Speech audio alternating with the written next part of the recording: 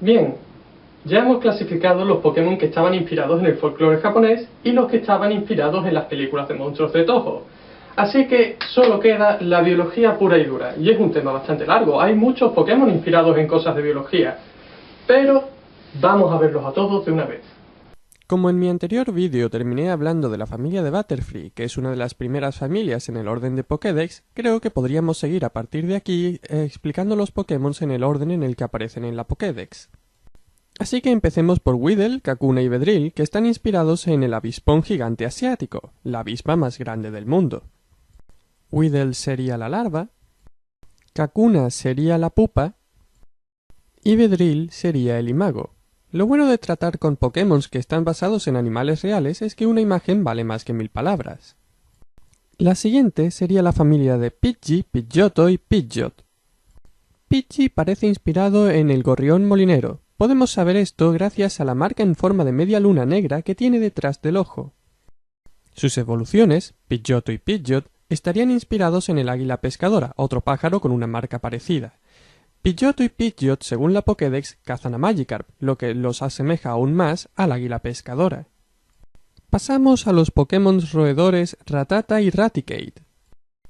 Rattata es una rata doméstica, concretamente una variante que se vende como mascota llamada rata Dumbo azul. Esto lo sabemos por la posición y forma de las orejas y por el color del pelaje. Por su parte, Raticate está basado en la rata almizclera. Estos roedores viven siempre cerca de los ríos ya que son muy buenos nadadores, tal y como indica la entrada en la Pokédex de Raticate. Ahora tocan los Pokémon Ekans y Arbok, aunque sobre sus nombres tengo que hacer unas aclaraciones. El nombre original de Ekans es Arbo, que está basado en la palabra boa escrita al revés, y el nombre Arbok es cobra escrito al revés. Así que el juego nos lo está dejando muy claro. Entonces, Ekans es una boa, probablemente la boa constrictora ecuatoriana, debido a las tonalidades moradas y amarillas de esta boa, que coinciden con las de Ekans. Aunque, por otro lado, Ekans tiene una cola de cascabel, lo cual lo asemeja a un crótalo. Por lo tanto, Ekans es lo que conocemos como una quimera. Una quimera es un animal formado por trozos de distintos animales. Hay muchos Pokémon que son quimeras, pero ya los iremos viendo más adelante. De momento nos centramos en que Arbok está inspirado en la cobra de anteojos, ya que tanto Arbok como la cobra de anteojos intentan impresionar a sus enemigos con unas marcas que parecen ojos. Ahora pasamos a discutir el origen de Sandshrew y Sandslash. Estos Pokémon están inspirados en el pangolín, un mamífero que tiene el pelo endurecido en forma de escamas alrededor del cuerpo como forma de defensa. Si se siente amenazado, se enrolla y forma una bola. Esto es lo que da origen al ataque de los Pokémon Rizo Defensa. Existen diversas especies de pangolines. Algunos tienen las escamas y las garras más largas. Sandslash estaría inspirado en estas especies, pero además Sandslash tiene elementos en su diseño de otro pequeño mamífero que se enrolla a modo de defensa. Estoy hablando del erizo. Si digo esto es porque Sandslash solo presenta escamas en la parte de atrás de su cuerpo, mientras que los pangolines presentan escamas en todo su cuerpo. Los erizos solo presentan púas en la parte de atrás. De nuevo, tenemos aquí otro caso de quimera. Saltamos adelante hasta el número 50 de la Pokédex y vemos a los Pokémon Diglett y Dugtrio. Evidentemente, estos Pokémon están inspirados en el topo, pero más que en un topo de la vida real, están inspirados en los topos de las máquinas Whack-A-Mole. Las máquinas Whack-A-Mole son unas máquinas recreativas que se inventaron en 1973 y que consisten en dar martillazos a topos que salen de unos agujeros. Y es por esto que la Pokédex dice que nadie conoce la parte de abajo de un Diglett. En estas máquinas solo vemos la parte de arriba de los topos, ya que la parte de abajo de estos topos formaría parte del mecanismo que hace funcionar la máquina. Tras esta explicación, llegamos al que se supone que es el Pokémon favorito de Satoshi Tajiri, Poliwag y sus evoluciones Poliwhirl y Poliwrath. Curioso, pensé que su Pokémon favorito debería ser de tipo bicho. Poliwag parece inspirado en los renacuajos del sapo japonés común. Se supone que la espiral que tiene en su barriga representa sus intestinos, ya que la piel de los renacuajos es transparente y se puede ver a su través. A medida que van creciendo los renacuajos, se va produciendo la metamorfosis, se les va reduciendo el tamaño de la cola y les empiezan a crecer las patas anteriores y posteriores, pero todavía conservan esa forma redonda. Esto es lo que daría inspiración al Pokémon Poliwhirl. Una vez completada la metamorfosis, los renacuajos se convierten en sapos adultos. Los sapos japoneses comunes tienen la tripa blanca con unos dibujos oscuros. Esto se parece a la forma helicoidal que presenta el adulto Poliwrath. Aunque sobre el aspecto de Poliwrath hay que hacer algunas aclaraciones. En su sprite original, es decir, en el sprite que vemos en la versión japonesa Pokémon Verde y Pokémon Rojo, Poliwrath se parece a un sapo adulto mucho más de lo que se llegó a parecer en ningún juego posterior. Podemos intuir dónde debería estar su boca, tanto en su sprite visto por delante como en su sprite visto por detrás. El hecho de que sus patas traseras sean cortas no supondría un problema, ya que Poliwrath estaría inspirado en el sapo japonés, que tiene patas marchadoras y no patas saltadoras. El hecho de que esté inspirado en un animal japonés es bastante normal, ya que este juego fue hecho en Japón y para un público japonés. Aún así, el sprite original japonés es el único caso en el que vemos a Poliwrath como si fuera un sapo adulto, ya que en todas las demás ilustraciones lo vemos como si nunca dejara de ser un renacuajo. Esto es un caso de neotenia.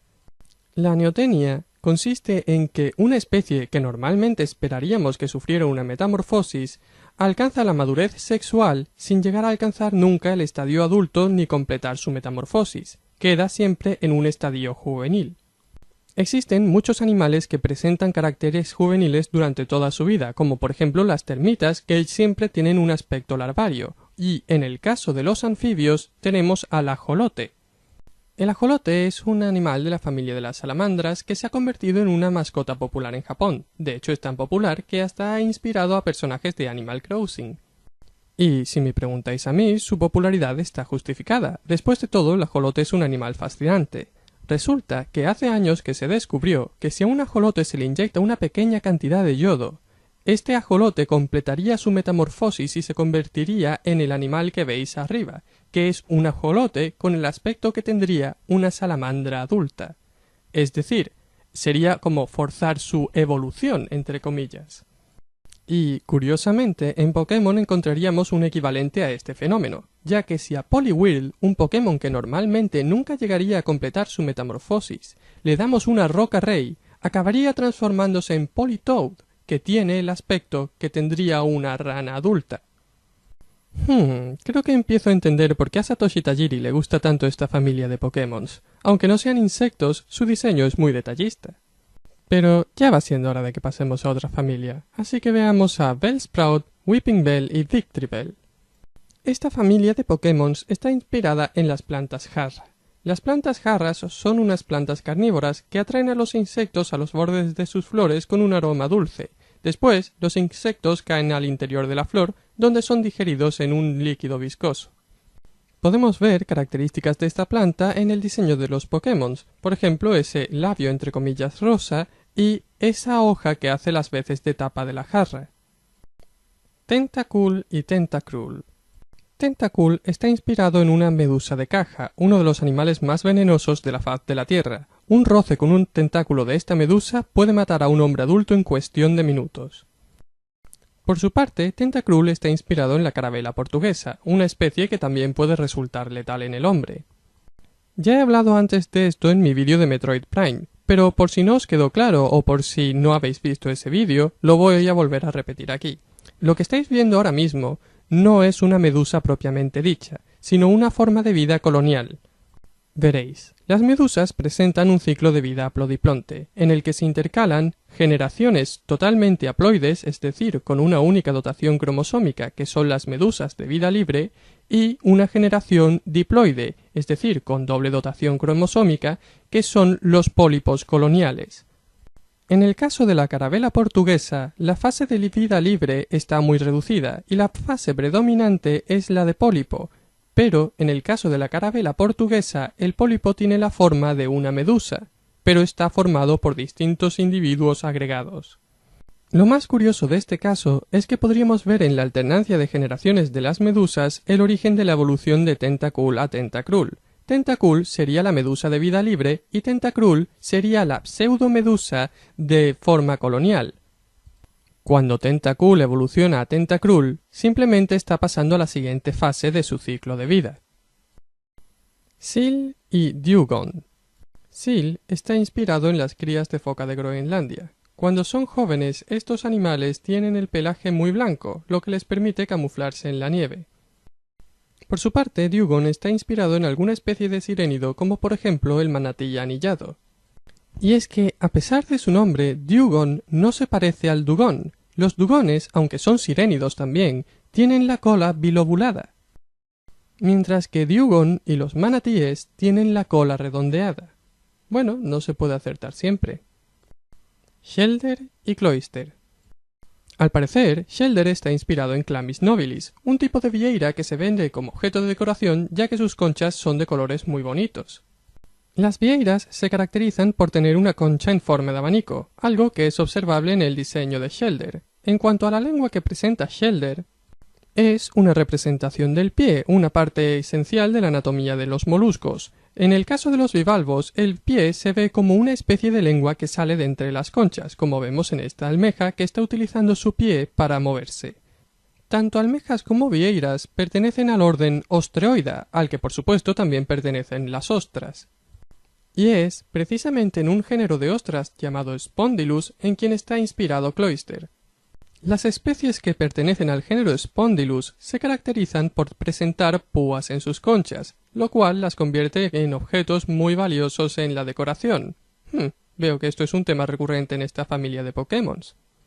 Aunque no es el único, ¿sabíais que la palabra vieira y su forma castellana Venera provienen del nombre de la diosa Venus, la diosa del amor? Esto es porque se dice que esta diosa nació de una de estas conchas.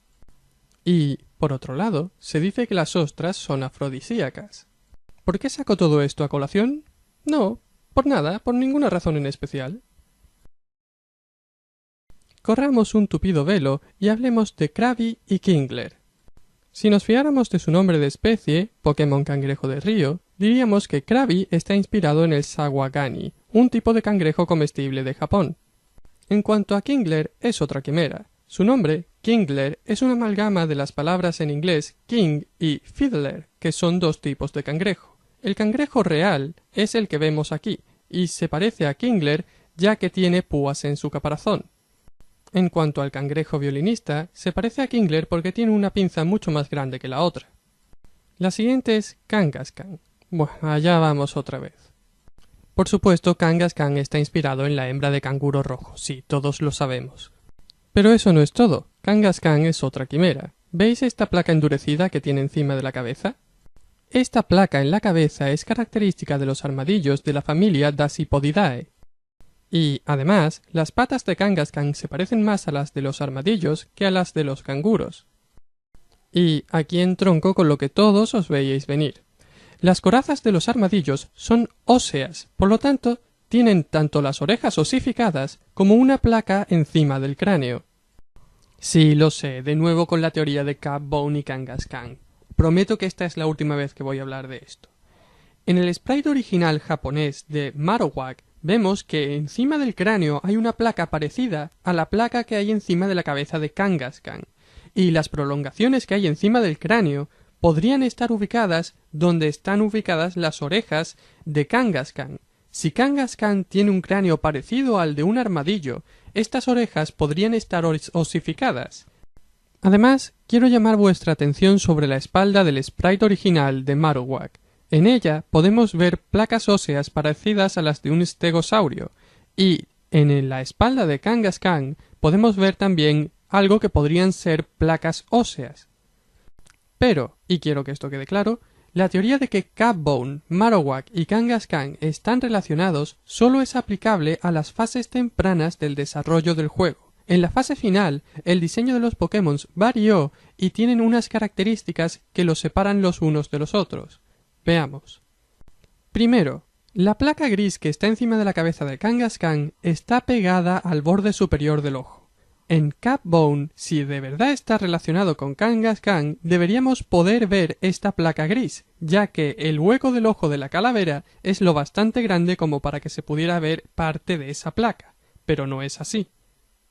Segundo, el diseño de Marowak se ha modificado para que ya no presente placas óseas en su espalda, de manera que su espalda ya no se parece a la espalda de Kangaskhan.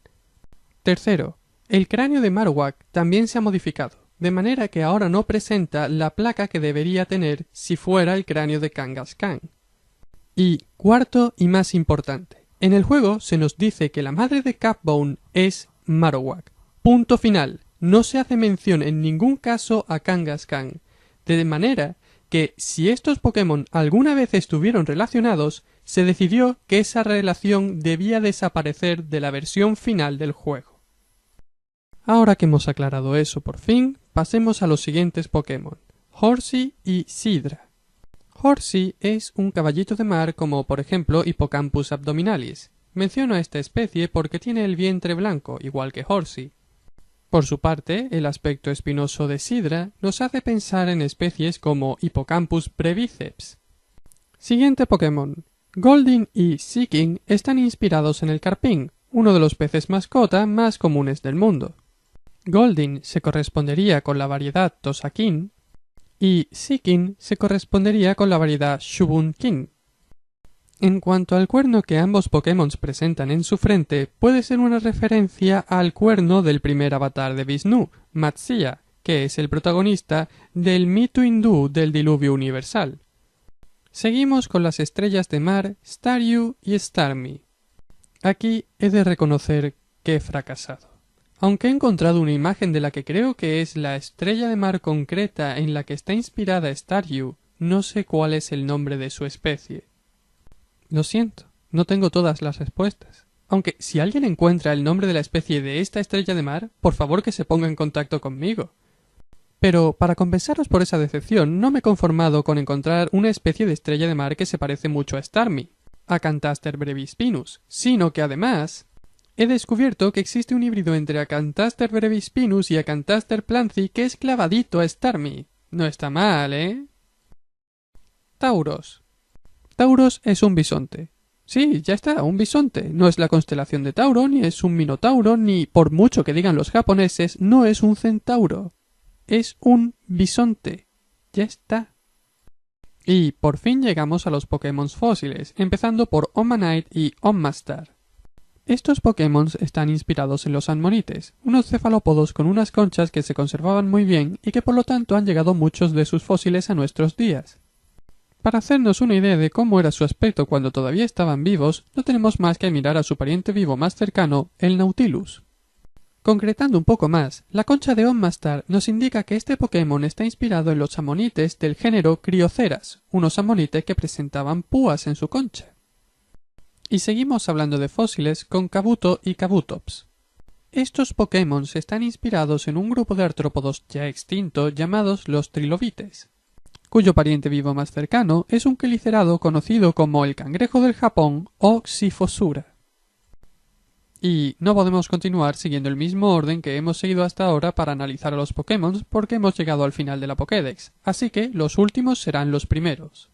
Así que allá vamos con Squirtle, Wartortle y Blastoise, que están inspirados en tortugas. Pero, ¿en qué tortugas? Lo primero que tenéis que saber es que en Japón a Squirtle se le conoce como Zenigame, que es el nombre que se utiliza para designar a las tortugas que se venden como mascotas. Y de entre las dos especies que normalmente se usan en Japón para este fin, yo elegiría a la tortuga de estanque japonesa, por dos razones. La primera porque es una especie japonesa y como ya hemos visto antes, los creadores de este juego eran japoneses. Y la segunda, porque en relación al tamaño del cuerpo, la tortuga de estanque japonesa tiene una cola muy larga, igual que Squirtle. Seguimos con Wartortle. Wartortle es prácticamente igual que Squirtle, salvo por el aspecto de su cola y por sus orejas, entre comillas. Estos rasgos parecen inspirados en las estelas que dejan las tablas de surf en el mar. ¿Pero por qué? ¿Acaso las tortugas hacen surf? Pues, sorprendentemente, parece que sí. Así que ya sabéis, si queréis enseñarle el movimiento surf a alguno de vuestros Pokémon, ¿por qué no enseñárselo a Wartortle?